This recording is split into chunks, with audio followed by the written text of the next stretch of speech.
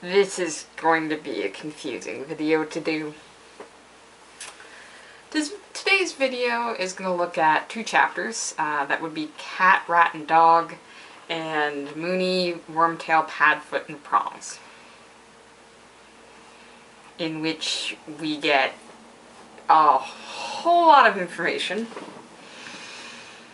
and a whole lot of action, and people start to lose their minds.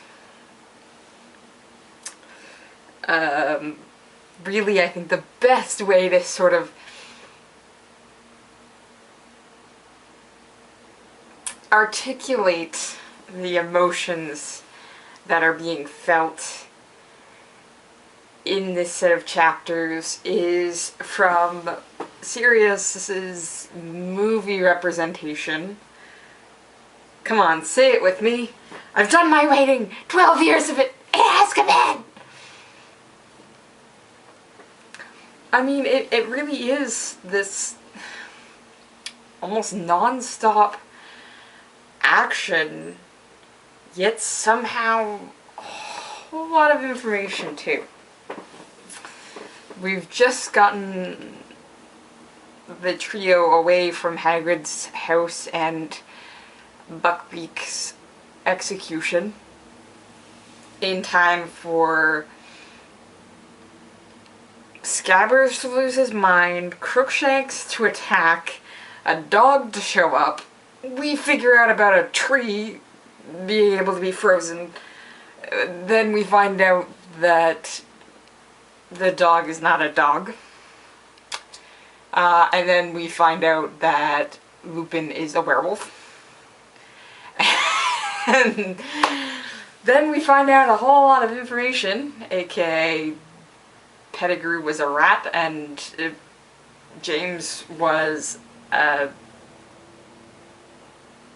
deer. And then we find out Severus is there. Like, it's just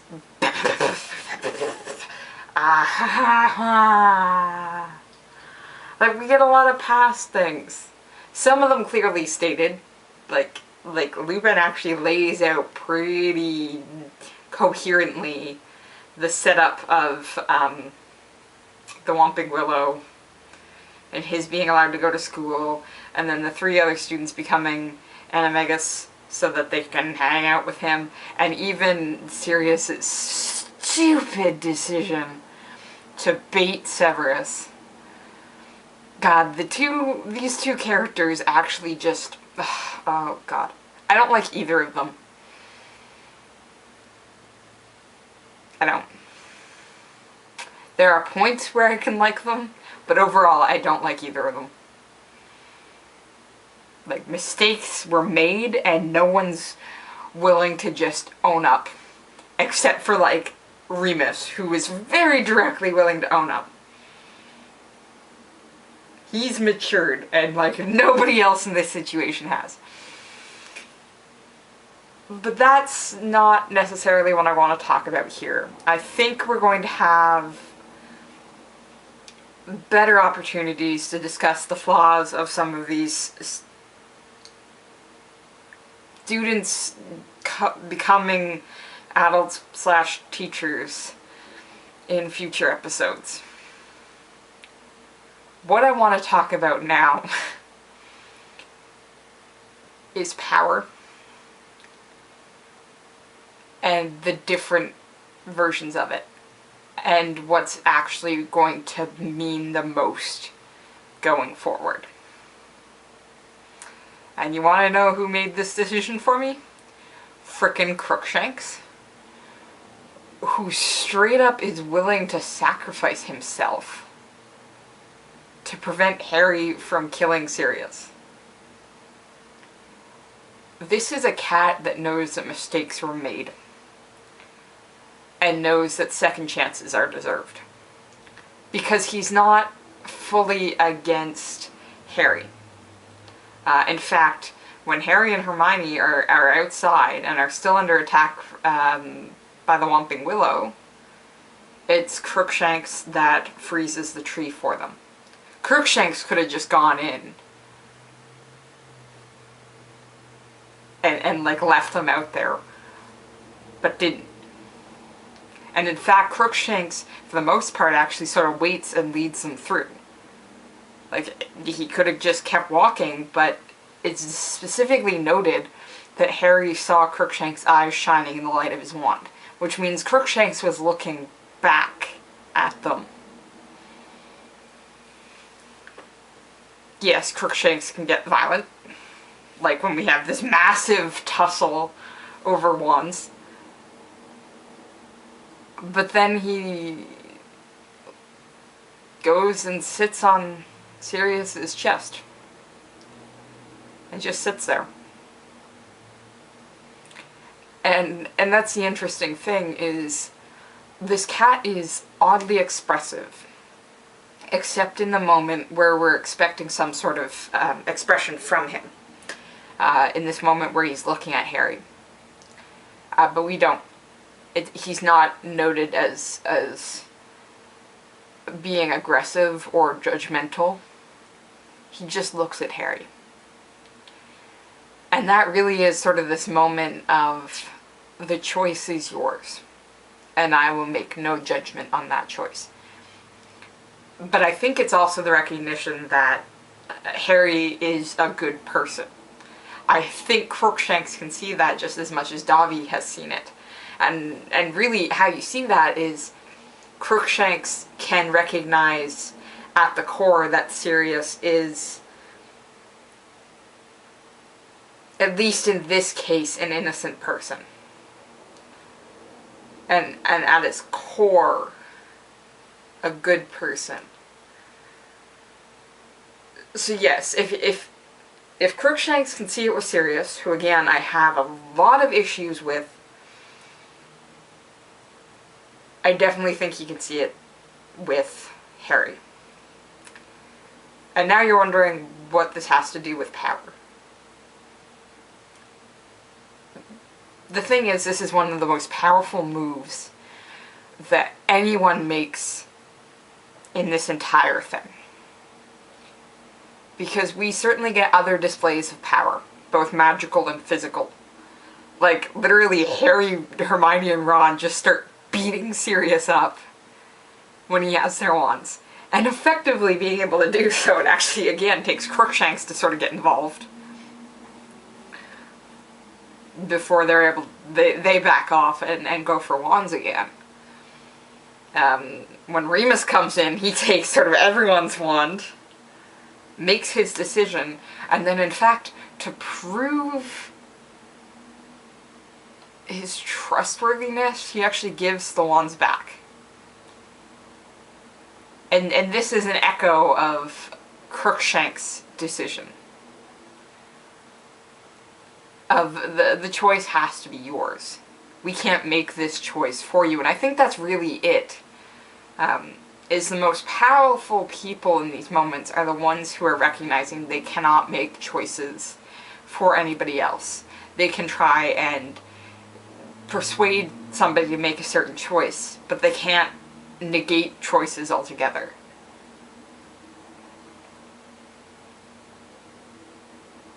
Which really, you're not seeing a whole lot of other people doing that.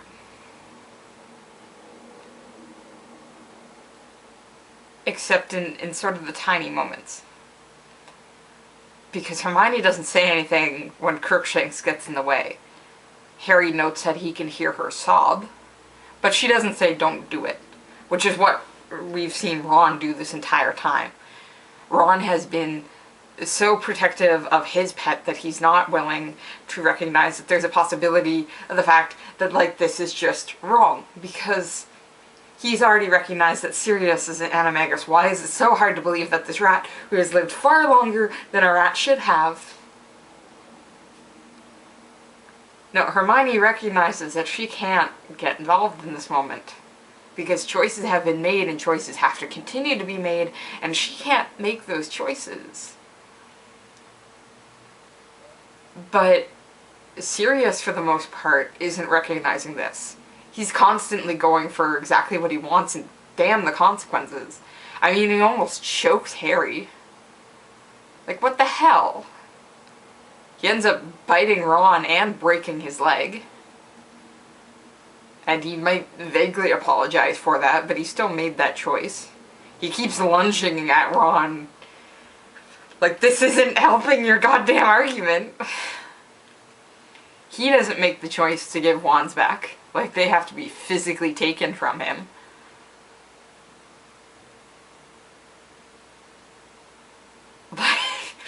And he just keeps throwing, like, one of his allies around. Like, poor Crookshanks gets thrown to the ground multiple times by multiple people and is still fighting for this man.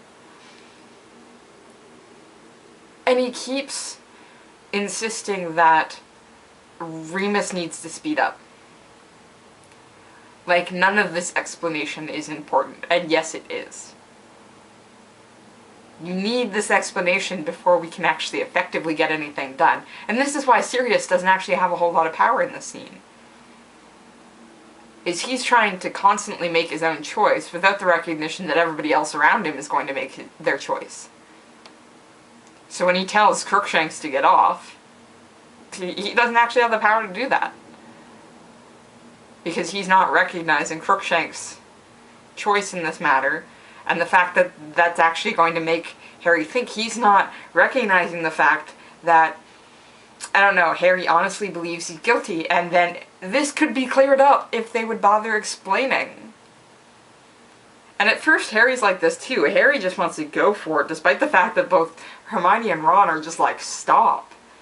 But then Hermione and Ron back him up in the moments they need to back him up. Like, they're so sure he's about to get murdered, and they're like, no. If you take him down, you're taking us down too. When he goes at Sirius and we're suddenly having this choking match, they go to back him up. Like, Sirius is choking Harry and Hermione kicks him in the face. And like, even Ron gets involved. And Ron has a bite on his arm and a broken leg. Like, Sirius, who oddly enough is supposed to be our big enemy here, has the least power out of all of them. And Harry's power isn't even coming from his wand or his fists.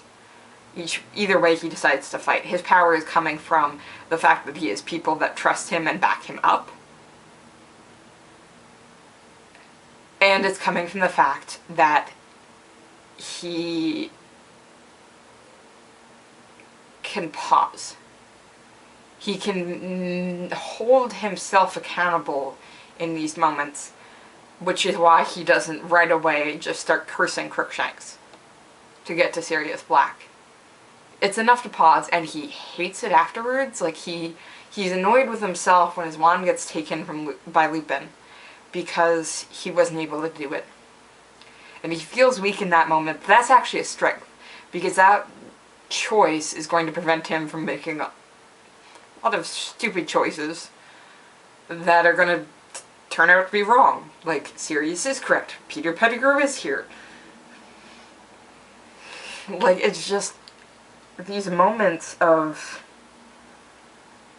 apparent weakness are the moments of complete and utter strength for these characters. Crookshanks' refusal to move instead of fight.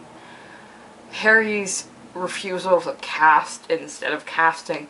And Remus's full admittance of so many mistakes that were made, both by himself and Sirius Black. And the thing is, Remus knows that Severus is there. When the door opens, they talk briefly about ghosts. Remus says, no, it was never haunting, that was all me.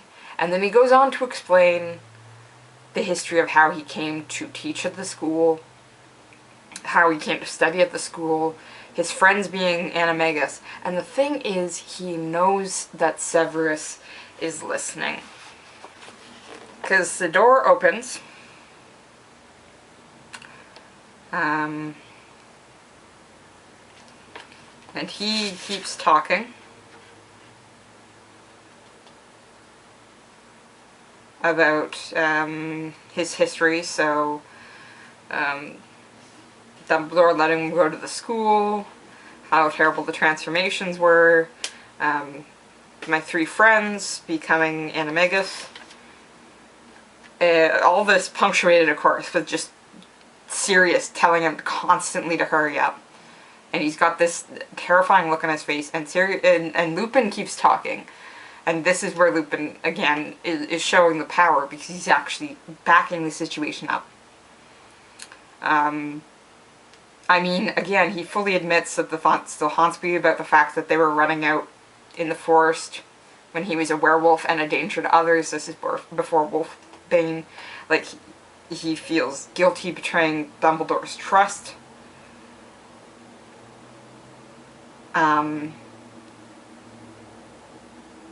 He admits that he should have told somebody that Black was an animagus. But he didn't because he was a coward. And in doing research for this, I've pretty much read the Wikipedia page on Lupin. And it's really interesting because wolves, despite how we have this stereotypical lone wolf idea, wolves are pack animals and they'll fight for their pack. So a lot of what Lupin is actually admitting to here is him fighting for his pack. Despite the fact that he absolutely despises being a werewolf, he actually, even in his human form, is very wolf-like in that defense of his pack. And then he says, so in a way, Snape's been right about me all along.